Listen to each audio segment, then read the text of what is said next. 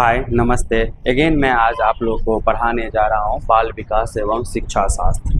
Previous lecture में already आपको मैं बता चुका हूँ बाल विकास क्या है, शिक्षा शास्त्र क्या है, और ये भी प्रीवियस लेक्चर में आपको बताएं विकास और वृद्धि में क्या अंतर है। जो आज का टॉपिक है शिक्षा मनोविज्ञान का महत्व, मीन्स शिक्षा में मनोविज्ञान का क्या इम्पोर्टेंस है, क्या बेनिफिट है।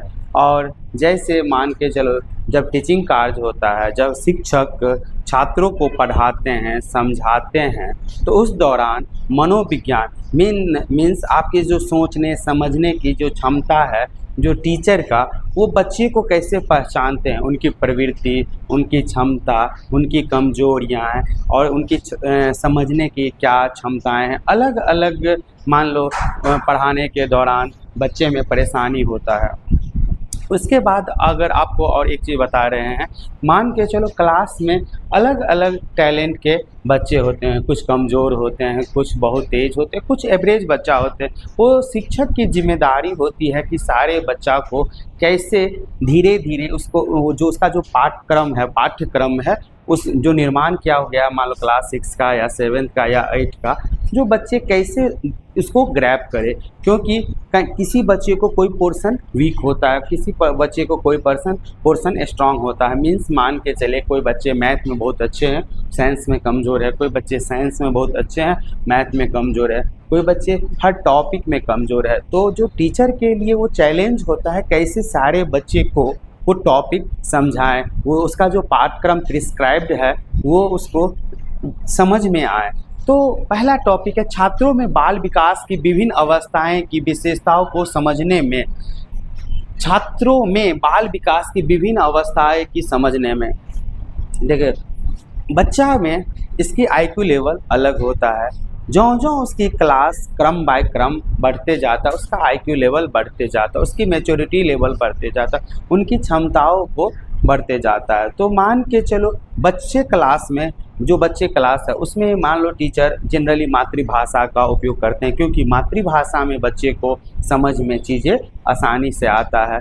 दूसरे, कक्षा के शिक्षण के स्वरूप को समझने में शिक्षक शिक्षण को करते समय न केवल अपने ज्ञान भंडार को बल्कि छात्रों की क्षमताओं को, उनके व्यक्तिशील गुणों को भी ध्यान में रखते। मान के चलो एक शिक्षक बहुत ज्ञानी है, बच्चे का क्या लेवल है, किस लेवल तक बच्चे समझ सकते हैं, किस तरीक़ा से बच्चे समझ सकते हैं, वो अपने ज्ञान भंडार को उस तरह से बच्चे में उपयोग करते हैं।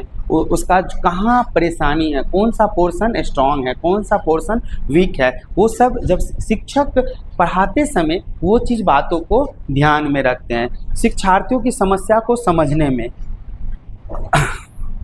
मान के चलिए कोई बच्चे को मातृभाषा में बहुत अच्छा से आएगा, क्योंकि मातृभाषा में आपको बताएं बचपन से वो बच्चे हैबिचुअल होता है, मतलब फैमिलियर होता है मातृभाषा में।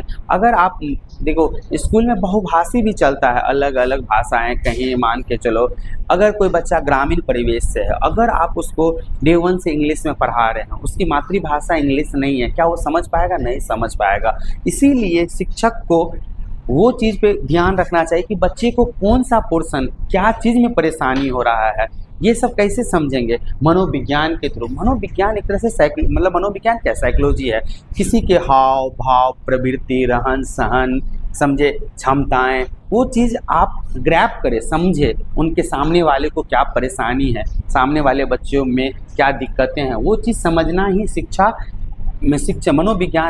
मनोविज्ञान का शिक्षा में महत्व है।